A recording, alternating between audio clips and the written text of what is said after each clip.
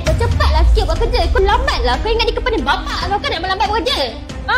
Kau cepat kerja kau, ha? Apa yang kau buat ni? Apa masalah kau ni? Ha? Kau jangan campur urusan aku Apa masalah kau nak pukul-pukul orang ni? Apa yang Lila buat? Kenapa? Kalau aku pukul dia kenapa? Apa masalah dengan kau? Ke perempuan ni perempuan simpanan kau? Aku tanya kau kau ni datang kerja, sebenarnya apa niat kau? Kau datang kerja nak pukul orang, nak tendang untuk orang macam ni? Dia tu.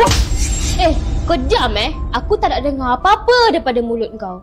Perempuan kampung macam ni memang layak kena layan macam ni. Apa dia ingat ni company bapak dia ke? Aku ingatkan korang ni semua aku ni manager dekat company ni. Jangan sampai salah seorang daripada korang ni semua aku pecat. Apa maksud kau perempuan kampung Kau ingat perempuan kampung macam ni tak boleh kerja kat company ni ke? Kau jangan asal sentuh aku Tangan kau kotor.